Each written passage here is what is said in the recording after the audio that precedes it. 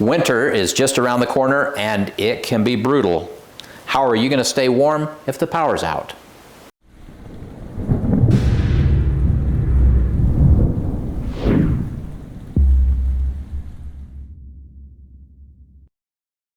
Hey, Propane Preppers, I'm Jonathan. And I'm Kylene, and today we are going to talk about Newbie Prep Step number 8, which is actually something that seasoned preppers and newbie preppers alike should be reviewing right now as we roll into winter. So in today's video, we're gonna go over 7 areas. So first, we're gonna talk about risk management, right? And risk evaluation. We're gonna talk about how to prepare your home, and we're going to talk about the basic knowledge that you need to have to stay warm, even if you don't have any alternative heating devices. What can you do?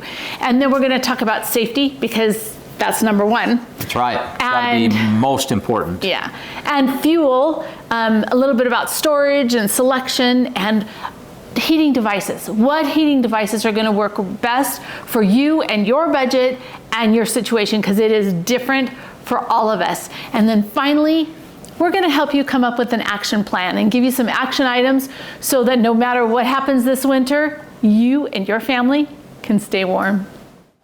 Let's begin with the place that we should always begin and do a risk evaluation. Now, most of you know if you live in a cold place or not.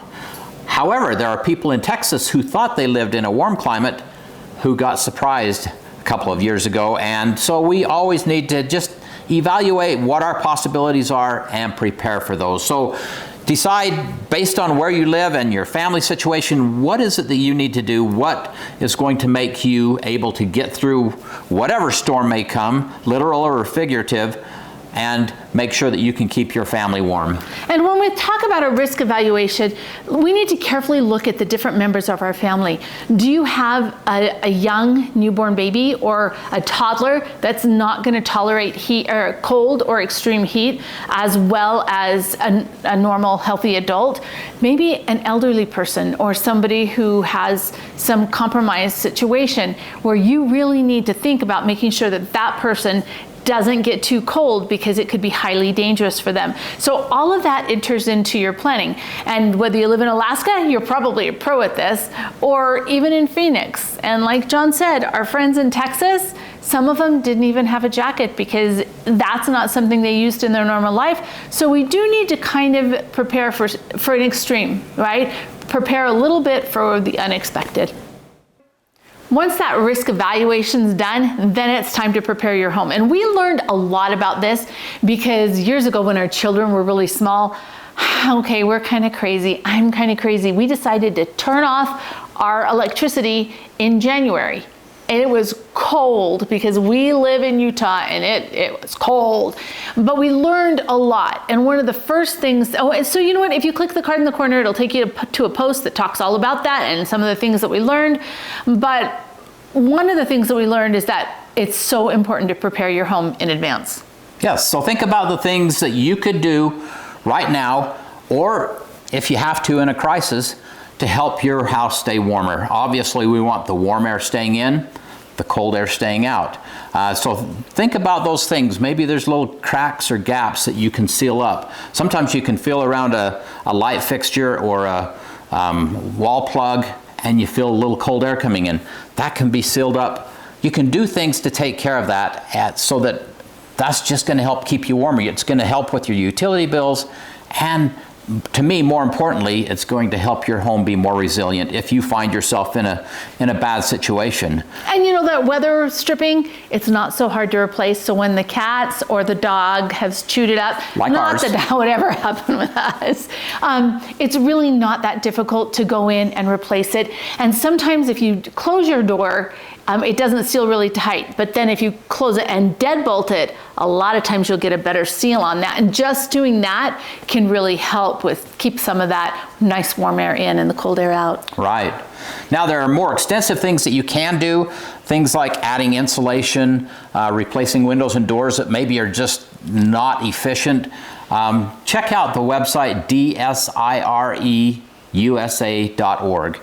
This is a database of different states and federal and state incentives, utility incentives that will help you do some of these things. Depending on your location, your utility, your income bracket, things like that, there is some help available to help you make your home more resilient. And so once you do that in advance, right? But then something happens and you don't have power. Well, in our little experiment, like John had always explained to me about the R value of the windows being much less than the R value of the wall, which to me just meant that the windows was a place where I'm losing a lot of heat. And so what we did is we actually had cut out cardboard, and I put cardboard inside that window, right? So you got the window, then the cardboard, and then the blinds, and then we were hanging blankets over the outside. Now that made it really dark and cave-like, and that was really rough for me, but it actually made a huge difference with the temperature in that room. You can also use things like bubble wrap. If you want to save some of that, you can just spray water on it and water on your window, and it will stick on there. You can use plastic and cover the window with plastic. I personally wouldn't use duct tape, because when you pull the duct tape off, it's going to rip your paint off. Don't ask me how I know that. I would use painter's tape. And you know, painter's tape is also something that if you've got a place where you've got that cold air coming in, maybe you could seal it up just by using a little bit of painter's tape. So I highly recommend that you just keep some of that around. So doing things like that to prepare your home so that we can have a better living environment without anything else, that's the next step. But now let's talk about knowledge, because knowledge is power. It truly is. So knowledge, one of the things that I learned during our experiment that I will forever be angry with Jonathan over. Okay, so let me just tell you this. So I'm home alone with the kids, and the house is so cold, and I'd been so brave, and we originally were going to do this for a week, and we'd been a couple days into this, and I thought, you know what? I've learned enough. I can turn the heater on. So I called Jonathan, who is sitting in an office building that's heated. Now he says he turned off the heat in his own personal office, but that's a bunch of crap. So I was so cold, and I'm like, I'm done. I'm just done. And I call him up and I say, John, I've been such a valiant young woman, and it's done. I'm just done. We need to turn the heat on. And you know what he did? He told me to put on a hat. Now, seriously, like if he would have been by me, he would have been dead. I don't do well when I'm cold. I know all of you are much nicer people and would never do that. I'm just not nice. But what I found was that even though I was walking around the house with a jacket on and all bundled up, I didn't have a hat on. And once I put that hat on, I was significantly warmer and I could handle it. So yes, you were right. Still a little bit, it stings just a little bit still. But okay, so you need to have this, and this was the problem in Texas, that people didn't even have warm coats, right? They didn't have what it took to stay warm. I don't ever throw away blankets anymore or give them away. What I do with them is I just put them in totes and I put them in the garage. If I can't use them for the regular life anymore, because when we were doing this, like I had 6 or 7 blankets piled on top of me in the bed, and we had blankets separating rooms and hanging over windows, all those kinds of things. Another basic knowledge that would be really important is you've got to have a way to heat up food, because when you're drinking something warm, some hot cocoa, some hot soup, anything that warms you from the inside out, that can make a huge difference. And then we have a little secret that we want to tell you all about. It's called a tent, or a microenvironment. Yes, create a microenvironment. Teach us about microenvironments, Mama. Okay, so with a microenvironment, what you're doing is you're just creating that extra layer. So when we were doing this experiment, I have a friend whose parents survived the Alaskan earthquake in like 1960 something. 1964. And their fireplace was totally compromised. Most of their house was intact, but they had no alternative way of heating, and they had to stay there in Alaska. And what they did is they set up the family tent in the middle of the house, right there in the living room, and that's what they lived in because it made them stay so much warmer. So when we did our experiment, I had bought these little pup tents. They were like $15 at clearance on Walmart for the kids, because we had the twin girls and we had Sam and Ben, who were both little, still living at home, and that's who we had right then.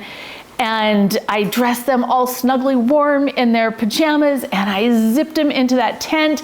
And I thought, okay, they're gonna be okay. But I had to go sleep in my own bed. I just need my own bed. And I had my heat box, right? And that's another thing. So if you can be with another person, you can have some of the heat from them, and that's really good. Or water bottles or anything like that. If you can heat that hot water, put it in a hot water bottle and put it in bed with you, sometimes that can really help. But back to the tent. So with the tent, I tuck these kids in, and I'm laying in my bed, all snuggled with Jonathan underneath this huge heavy pile of blankets. And all of a sudden in the middle of the night, I sat up, and I was so worried that my kids had frozen to death. And I went running out there, and I unzipped the pup tent, and this whoosh of hot air hit me, and the kids were sleeping on top of their blankets. They were so hot. And it's all about the microenvironment. You need to understand that so clearly. Do you have to have a tent? No, that makes it super convenient. But you could do anything. If you've got bunk beds, you could throw a blanket over the top bunk, and you could create like this tent-like structure underneath. You could sleep underneath the kitchen table, put the blankets over the kitchen table. Anything so that you've got less heat or less space that needs to be kept warm. That microenvironment, seriously, can make all the difference. So just tuck that away somewhere. One of our viewers at Texas, in fact, you should watch the video that we created, Lessons Learned from Texas, where we had all of these viewers that talked to us about what they did and what helped and what didn't help. That's a video that you should go check out. But tuck that little bit of knowledge away, because some of them even had like a giant refrigerator box, and they slept in the refrigerator box, because that made all the difference. Let's just talk briefly about safety. Now, I'm the safety guy. I have to make sure that things are safe. Oh, that wasn't safe. It probably wasn't, but I deal with it. Make sure you have fire extinguishers. Make sure you have smoke and carbon monoxide alarms.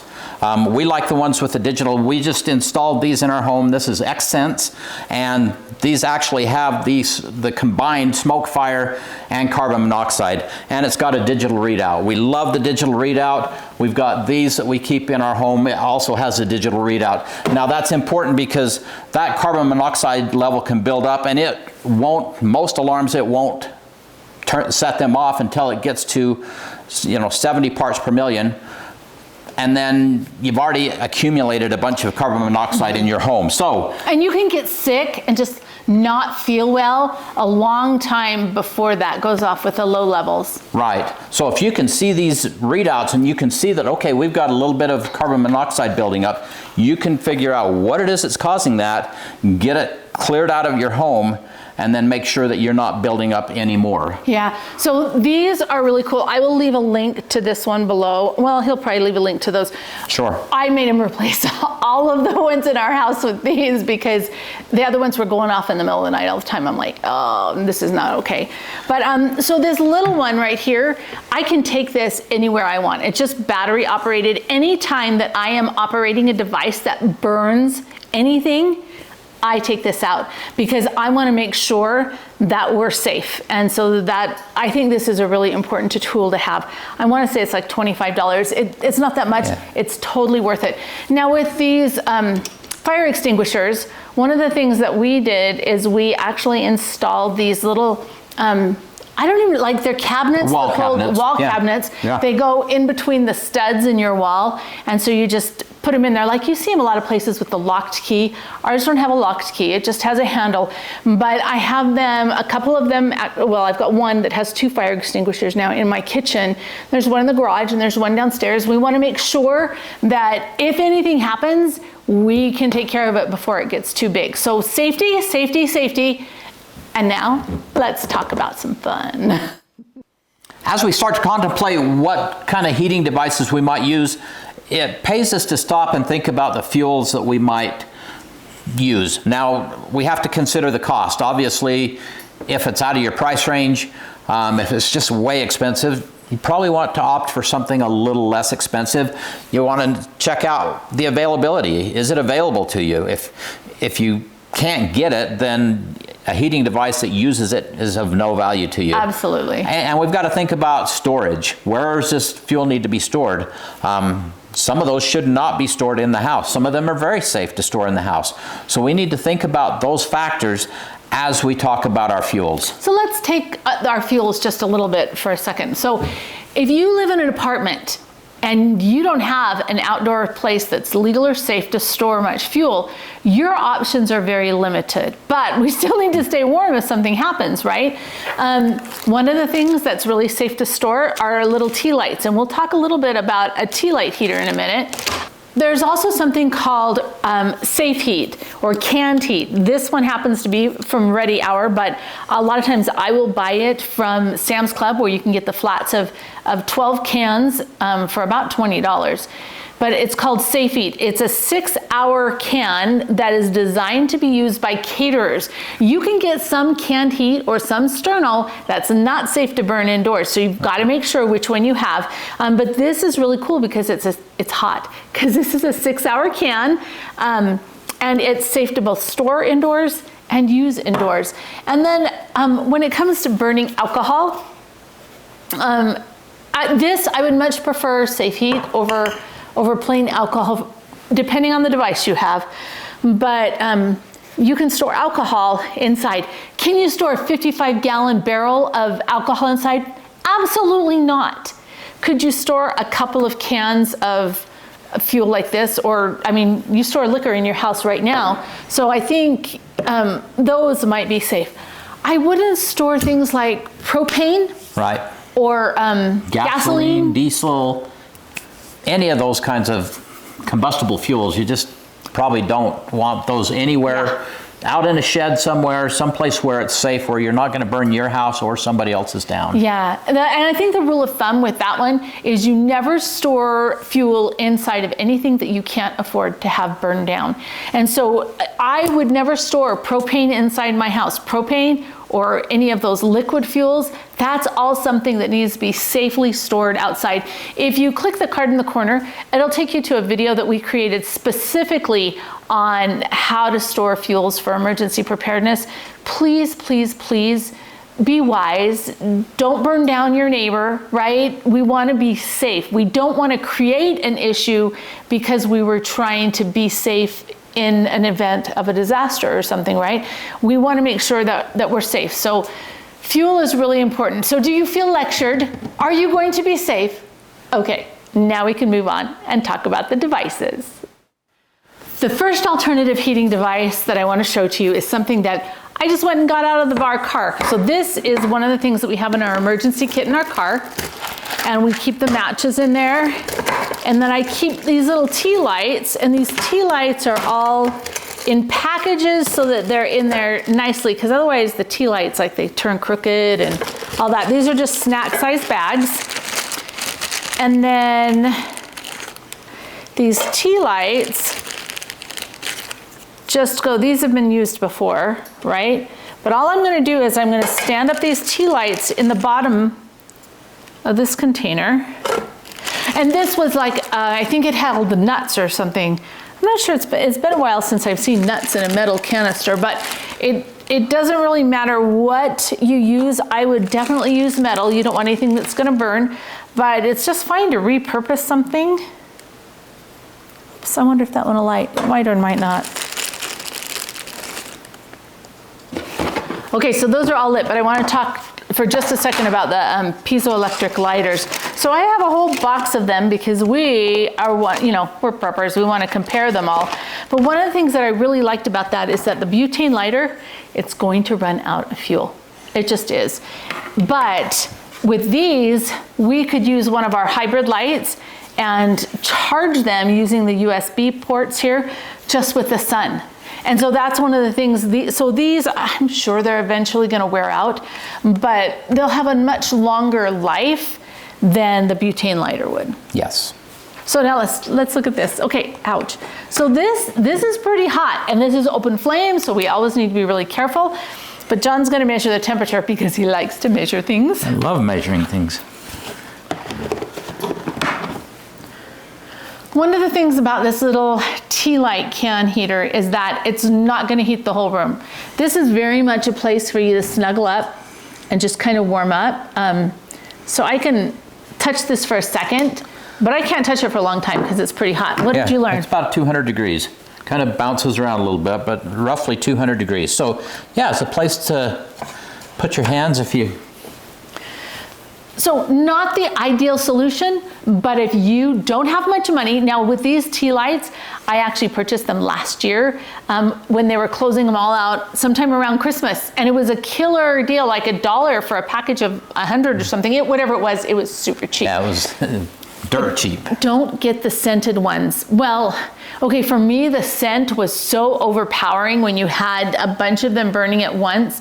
So I personally wouldn't buy the scented ones, but this is an option. If you don't have much money and you live in an apartment, this is one way you can be ready to stay warm if the power goes out. Okay, let's talk about alcohol, because alcohol is another thing that's safe to store inside in reasonable quantities. And always make sure you check with your homeowners first to make sure they're not going to freak out about anything that you have in home, because you don't want, if there's a fire in your home, for your insurance not to cover it because you were storing something you shouldn't. So safety first, right? Check with your insurance.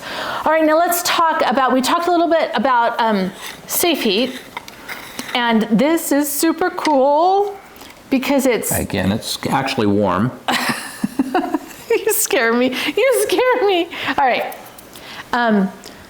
So safe heat actually could help to keep you warm, right?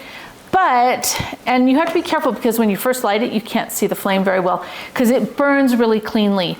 I will leave a link in the description of this video to a post that we did where we compared a whole bunch of different alcohol fuels like isopropyl alcohol and Everclear and some different alcohols to see which would be best for burning. And we've got that in there. But so this is just a little folding camp stove, right? It's made by Sterno. And these little cans fit in here really nicely. And this open flame is, oh, okay, so I'm feeling it like here. Yeah. Like here. Yeah, so it's putting out a lot of heat. Nice and hot. But if I just leave it in this room, then the heat's gonna all rise, right? And it's not gonna be as good. Like, I can barely feel it right here. I felt it more with the tea light heater, the little canned heater we just did. I can't really feel it here, but it's super hot here. Now, there's a way to turn this kind of into a nice little heater. This is just a very small terracotta pot heater, or terracotta pot, right? And then you take something that's non-flammable and put it right over the top. So this is just aluminum foil. And then you put another one on top of it. We have a whole video on this. This, like, we're going to show you something in just a minute that's much better than this. But this we used because it can be a heater or a cooker. Now, by putting these on top of here, it's not creating any more heat, but what it's doing is it's going to take this heat and put it into this terracotta pot, right? So that this is, we call it thermal mass. Thermal mass, so that's the word I was looking for. Anyway, so the thermal mass so that it can radiate the heat out. Now, my problem with this, like, I like this a whole bunch better than some of the other things I've seen because this is fairly stable, but this would be really easy to knock off. And somebody could get hurt. But this would be an option without the pots on here. This is supposed to be intended to be used as a stove, so you could heat up your water and your and cook some of your foods, right? I'd only do like ready-made soups. We've done eggs on it before and things like that, but sure. With just the one, it doesn't ever really bring it to a rolling boil. If you have two of them, you can bring it to a rolling boil, but just one doesn't. Now, you could also use something like this to help keep it safe. This little stove, you want to stick that in there? I'll let you do that. This is called an alcohol burner. And you just dump the alcohol on the top, and it's actually not the alcohol that burns, but the fumes. There's little rings around there. This would be a really good way to, hot. You want to measure? To keep this flame kind of safe. It's not all the way safe. If you got pets or kids or even me, you're still gonna wanna be super careful. But at least it's not just sitting here on the counter. So this is already showing about 150 degrees right here. Yeah, it'll get much warm. And look at the feel at the top. Yeah. I think if I remember measuring the heat that comes out the top was about a little bit over 400 degrees. So this, what'll happen is it'll get hot enough that you kind of go like this. But okay, is this a perfect solution? No. But could it provide some very needed warmth in a short-term emergency situation? Absolutely. Now, the thing about burning alcohol indoors is that as long as you have enough oxygen, it's safe to burn, right? It's not going to produce carbon monoxide. Any open flame, any flame can produce carbon monoxide when there's not enough oxygen. You want to grab the carbon monoxide detector. That's why we always keep this one with a digital readout near, and it's still reading 0. And whenever we've experimented with these, that is what we always do. So this is a very inexpensive option with fuel that can be stored indoors. But now, let's show you a much better option. We just realized we didn't show you how to extinguish these. So whenever you are extinguishing alcohol, it's best just to smother it with the lid. So we've got this lid on here and we're just gonna smother that flame, but we're not gonna turn it or tighten this lid until after it's completely cooled, or else it creates like this vacuum and it's super hard to get that lid off. So, and sometimes it might take more than one try, but just smother it, no big deal. And be careful because remember, this is gonna be really hot. You're gonna wanna let it cool and not touch it with your bare hands. This is the device that I am super excited about. It's called a Vesta. It retails for just under $130 and it takes canned heat as a fuel. So you've got these 6 hours of canned heat or chafing fuel that are safe to burn indoors, and it can be used as either a cooker or a heater. Seriously, when I first found out about this, I cried. I'm like, this is such a better option than like the terracotta pot heater because it's so much safer and it's incredibly simple to use. You can use this with 1 can of heat or 2 or 3, just depending on what you need. So the way John has it right now, this is how you use it as a cooker. And I usually use 2 cans of heat. But then we put this heater on top and it locks in, and then this drawer snaps shut so that this is locked in place. So you've got so much safety built into this, right? And I think that's one of the things that I really liked about it. Right. The one thing I really like about it is it has a fan, and it doesn't take batteries, nothing to plug in. It's a Peltier device, which means it's run off the heat. So this can of heat on this end is heating that bottom plate, which will turn that fan, and so it blows the air out. So to me, that was the selling point, is that it had this really cool tech device on it that I didn't have to replace batteries or anything. It just takes care of itself, it runs, and it blows that heat out. It really is an amazing device because that's all, anybody can use it. It's lightweight, like, I don't know, 8 pounds or something. It's got these handles on the side and it takes care of all my needs. When we went to Sam's Club, so you can buy the fuel directly through this company, but at Sam's Club, you can get 12 for $20. And that makes emergency fuel really, really reasonable. So we love this. We're gonna give it just a minute, and then John can measure the temperatures and tell you how it's performing. And actually, this gets nice and warm now. You have to be careful because this can get hot, and there are handles on the sides, but you don't want to touch the metal down here because it will get pretty warm. See, but it is really nice to put your hands on and just warm them up. I didn't feel like it got like super hot. Like it was just kind of safe, but it does say caution hot. Yes. So again, the fan on this is similar to these fans that you see on wood stoves. This is just the same design. The heat, this sits on the hot, so that heat, and it's the difference between the heat and the cool up here that creates a voltage through this little middle, if you can see this little middle portion here, it creates a voltage that drives the fan. It's one of the neater things that I've watched recently, and quite honestly, I'm easily amused, but I'd love to see that fan just start turning a little bit and then get going and faster. I know it's weird, but so this fan, it is really cool, warm. Okay, and moving the air is really important. So even on our wood burning stove, that's why we have this, and we have something else on it, but this helps to move that air so that all that heat isn't concentrated into one area. Now this, now that it's on, like, it's blowing the heat way out here. This is still warm to the touch. This is a little bit hotter, but I can still touch it. So we're about 240 degrees on these plates here. The side is 100 or a little bit more. This top is probably You love warmer. Measuring that. I do. Okay. Oh, this is really nice right here. Like, this is really, really nice. All right, so enough about this. This is, like, seriously, I think this is amazing. They've been running out of it a lot because it's a new product.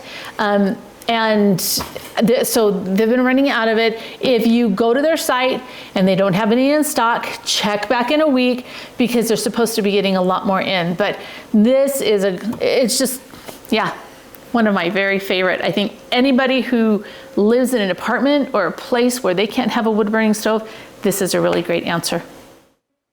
Now, moving on to propane. We have some propane heaters that are safe for indoor use. There are some that are not safe for indoor use. You need to make sure you understand which are which and use them appropriately. We love the buddy heaters.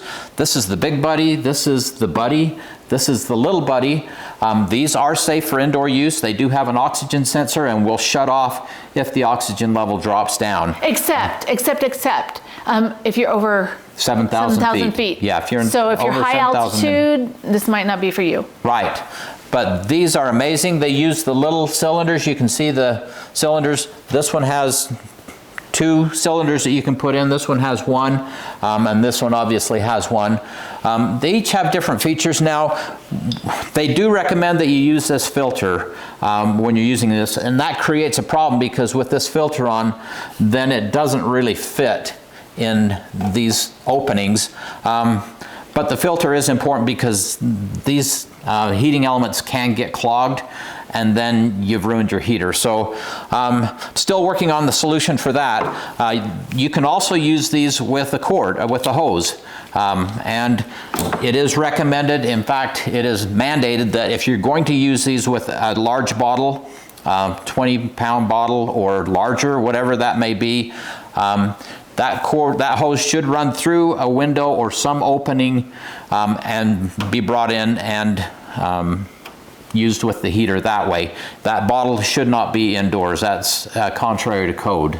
Yeah, so if I were gonna do that, I'd leave the propane heater outside, run that propane cord inside, and then that painter's tape, I would take that crack and just, put that painter's tape over it so that you're not losing a lot of good air. Now, I'm gonna give you my skinny on this, right? My impression, I don't like the big one. I thought I would like the big one, but you have to have D batteries to make that air move.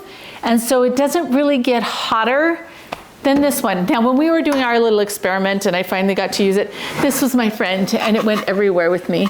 I actually saw somebody when I was at a high school football game who brought this to a high school football game and put it at their feet with it pointed at them. I thought, oh, they're so smart. I should have thought of that. But this is great because it can go just about anywhere in the house, and it's fairly safe, right? Anytime you have an open flame, it's not safe, but we also always leave our carbon monoxide detectors out. But these are great products. When it comes to storing the fuel, propane stores really well. It has a lifetime, it has an indefinite shelf life. So it'll pretty much store forever. It's limited by the container. So you want to be careful. Don't store a lot of these propane bottles in your house because it's not safe, and your insurance might negate your policy if they discover that they're in your house. So make sure that you find a good place to store them that's away from your house. But other than that, propane is fabulous. Yeah, these are excellent heaters. The next thing that you're probably expecting us to talk about is kerosene heaters, or our kerosene heaters. And we don't use them like at all. And the reason why is because when we first started prepping, I was using kerosene, and because I thought that's what you used in an emergency. And our little guy Sam, who's now a big guy, right? He's a grown up, but when he was little, he had asthma.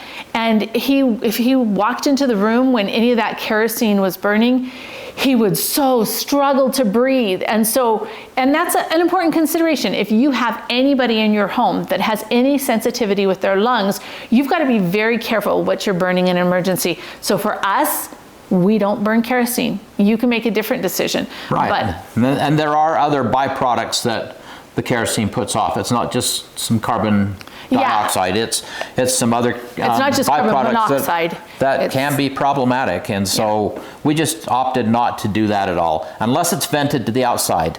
If it's vented to the outside, that's a different matter. But anything that's not vented to the outside, we're just very cautious on that. Okay, and now the next one.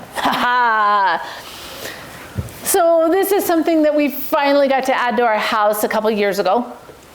And sometimes you might have natural gas and you don't have any electricity, and this could be very helpful, except all the new ones, the one at our old house worked without electricity, right? Of course, it didn't have a fan either, so it wasn't as effective as it could be, but... Right. But like this one won't even turn on without electricity. So Jonathan, of course we couldn't install anything like that, so he had to figure things out. Yeah. So we can use a power station and it will run it. There's not a lot of energy that it draws, a little bit for the fan and just a little bit for the electronics. So yeah, we made sure when we got this that we could use this during a grid down event, as long as we had some backup power to run it, and it will. So yeah, and that in our video about the things you learned, or the important lessons learned in Texas, there was one of our viewers who sent us pictures that he actually was able to do that for both himself and a family down the street, and he just used batteries to do that. So, and you know, there's all kinds of clever things. Just make sure you're being safe and understand what all of your options are. Right. And let's talk about wood stoves. That's something that we dearly love in our home, and was one of the first things that went into our new home was a wood stove. And then it was my job to cut the wood to get our supply. But our wood stove cooks and it heats. And so that is our go-to. Our first go-to is that wood stove, because it just does so many wonderful things, and it's also got a water jacket on the side so we can have hot water. Yeah. What else, Mama? But that's not a possibility for everybody, and I know there's more increased regulations against putting a wood burning stove into your home, and so you have to do the best with whatever it is that you have. And you know, financially, it's a big deal. But let me tell you, after that experiment in January, and then we built this house, seriously, before the house had finished being framed, I had that wood burning stove in here because I was not going to be that cold again. I'm traumatized by that experience. And so we've made a few changes that way. But there's another really cool thing that we have, and it is such a fantastic option, and it's the most expensive option, but it's also one that would last a lifetime, and that is a temp cast masonry heater. Now, we didn't know about masonry heaters when we built our house, and so we've built a metal building out there that is a party house. So because you guys know we have 11 kids, and when those kids come back and bring their kids, we have a really little house. And there's just not enough room for everybody. So we built this outbuilding so that we could have them in there. And we love this masonry heater that we built because what it does is it heats up the mass. Right. Right? Why don't you tell them how it works? Yeah, exactly. And this, we talked about mass before on the little pots. It creates some mass, but that mass is important to hold that heat. And we have friends who have 2 of these masonry heaters in their home, and that's all they have. They are off grid, and they build one fire in the morning, and that's it. And that all that mass, in our case, about 5,000 pounds of mass, all absorbs all that heat, and then it just radiates through the day. And so it's more efficient, it's easy to use, and it just really does an amazing job of keeping a home warm. And then one of the other really cool things that we did with the masonry heater is we had Tempcast put this pizza oven on the top. So they'll sell it without, but we definitely, the oven is such a fantastic feature in it. And so when you first are done with your fire, it's a pizza oven and it's super hot. And then it's like a regular oven, 350 to 400 degrees, and you can bake things in it. And then it's a slow cooker, so you can put something in just like you would put in your crock pot and let it continue to cook. And so would I ever heat up the masonry heater just to cook a pizza? Probably not, no. Right? But it's a wonderful benefit to be able to both cook and heat. But I think that masonry heater is fantastic. So if you're looking for a long-term grid down solution where you're using less wood. And the other thing about the masonry heater is it produces very little smoke. When you first start that fire, it might have a little bit of smoke, but it burns so hot that there's very little smoke and there's very little ash left. Right. Okay, John, if I have a generator, how can I use that to heat my home? Okay, so obviously if you've got a generator, then you could use something like a heater. There's small heaters. This is about a 180 watt heater, a little personal heater. Doesn't draw a huge amount of energy, so if you had a small area, and that was one thing that we should mention, is you're not going to try and heat your whole house. That's just too big a job. You're going to isolate down into one small area that you're going to heat. So using something like this or like this, you might just go out and run that generator for an hour. Every 2 or 3 hours you could run it for an hour or a half hour and use it to run some heaters. Okay, and while I'm using that generator, I'm also going to be doing things like having my fridge plugged in and my freezer plugged in, and all that can be plugged in kind of like at the same time. So that would be a time when I could use something like this, right? Right, and you would just have to look at those loads and see what the capacity of your generator is, and yeah, you would want to maximize that. So yeah, while you're doing that, maybe it's a 3,000 watt generator. This draws about 1,500, so you could have another 1,500 watts of something, or 2 of these heaters, and you could run them for a little bit and then shut things down.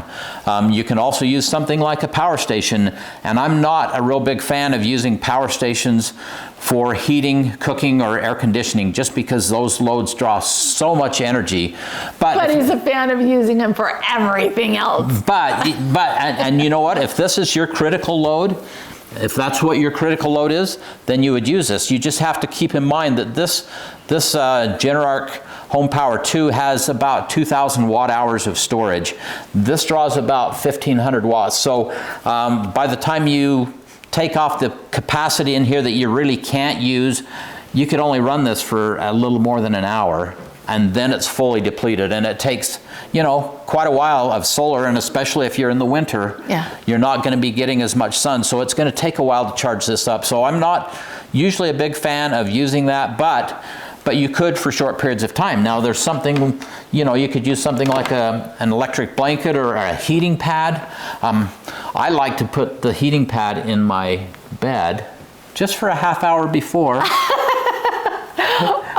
And when I climb in, it's just nice and warm. Now we should talk about this. So we also have something called rice bags. And during the winter, John wants us all to be tough. So he always keeps our house way colder than what any of us are comfortable with, except for him in his shorts. But beside that, but what we would do is we have these rice bags, and we would put them in the microwave and heat them up, and then put them in the bed with the kids.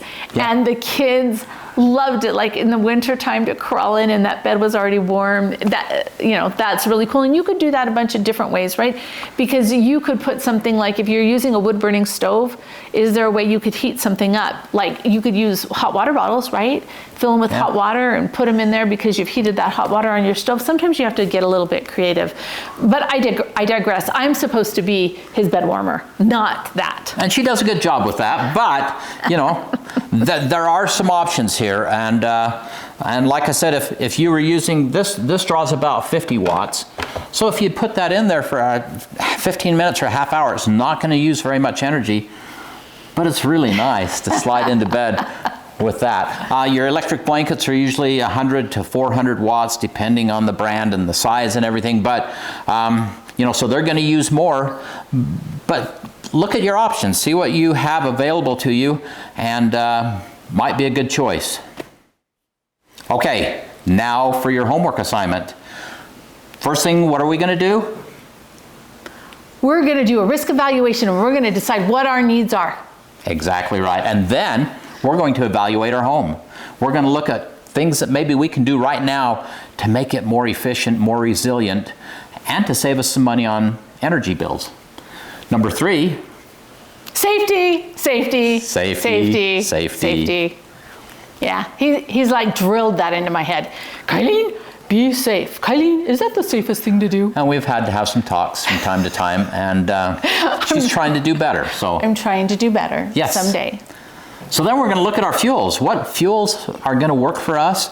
Not all fuels are going to work for everybody. There's certainly some risks associated with fuels, and some that are safe indoors and some that are not. You need to evaluate that, decide what's going to work for you.